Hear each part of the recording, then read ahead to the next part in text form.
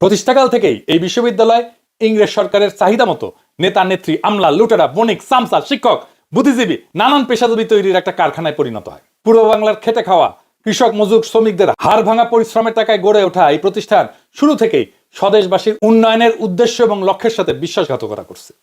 যাদের রক্ত, ঘাম এবং অর্থে এই বিদ্যাপীঠ পরিচালিত হয়, তাদেরই ইতিহাস, ঐতিহ্য, ধর্ম বিশ্বাসের বিরুদ্ধে দাঁড়ানোর জন্য জনবল সৃষ্টি করাই হয়ে ওঠে ঢাকা বিশ্ববিদ্যালয়ের প্রধান ভূমিকা। কি তামাশা!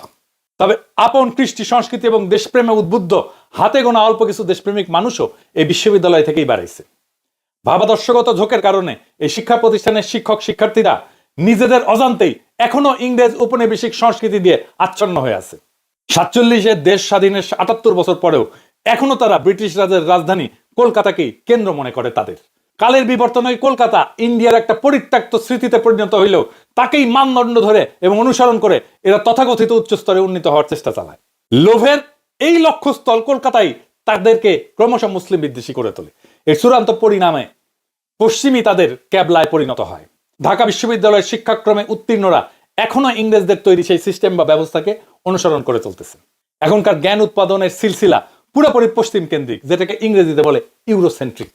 আর এই প্রতিষ্ঠানের শিক্ষার্থীদের প্রধান স্বপ্ন হলো ইংরেজদের তৈরি করে রেখে যাওয়া রাজনীতি, প্রশাসন এবং নানা পেশায় প্রবেশ করে ঘুষ, দুর্নীতির মাধ্যমে অঢেল সম্পত্তির মালিক হওয়া এবং সুযোগ পেলে অথবা প্রজন্ম পরবর্তীকালে তার অবৈধভাবে অর্জিত সম্পদ ইউরোপ বা উত্তর আমেরিকায় পাচার করা। 1947 সালে ইংরেজ এবং 1971 সালে পাকিস্তানের শাসন থেকে দুইবার আজাদি লাভের পরেও এই বিশ্ববিদ্যালয়ের আদর্শগত অভিমুখের বা ক্যাবলার কোনো পরিবর্তন ঘটেনি। এইটা এখনো নিজ দেশের ভিত্তিমূলের দিকে ঘুরে তাকায়নি। উপরন্ত দিনের পর দিন এর শিক্ষক এবং শিক্ষার্থীদের মান দুটেই অধঃপতিত হয়েছে। এর ফলে এখান থেকে স্বদেশের প্রতি বৈরী, খুবই নিম্নমানের বিকৃত মানসিকতার একদল লোক তৈরি হয়েছে এবং হচ্ছে। এমন একটা পরিস্থিতির মধ্যে আমরা এই রাষ্ট্রের সবচেয়ে বড় বিনিয়োগ আছে যে বিশ্ববিদ্যালয়, তাকে ছেড়ে দিতে পারি না। এর অভিমুখ অবশ্যই বদলাই দিয়া একে দেশ গড়ার সঠিক পথে স্থাপন করতে হবে।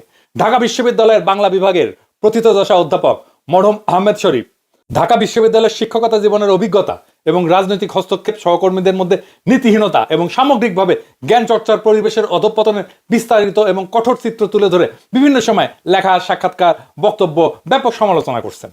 তিনি বলতেন, এখন ঢাকা বিশ্ববিদ্যালয়ের নীতি বলে কিছু নাই, আছে শুধু স্বার্থ। এখানে শিক্ষকতা পেশাটা নৈতিক ও বুদ্ধিবৃত্তিকভাবে দেউলিয়া হয়ে পড়ছে।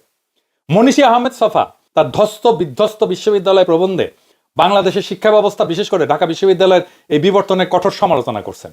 তিনি একে মুমূর্ষ, রুগ্ন প্রতিষ্ঠান হিসেবে আখ্যায়িত করছেন। 1995 সালে প্রকাশিত গাভী বৃত্তান্ত উপন্যাসে তিনি এই বিশ্ববিদ্যালয়ের শিক্ষক রাজনীতির নোংরা, জটিল চিত্র তুলে ধরছেন।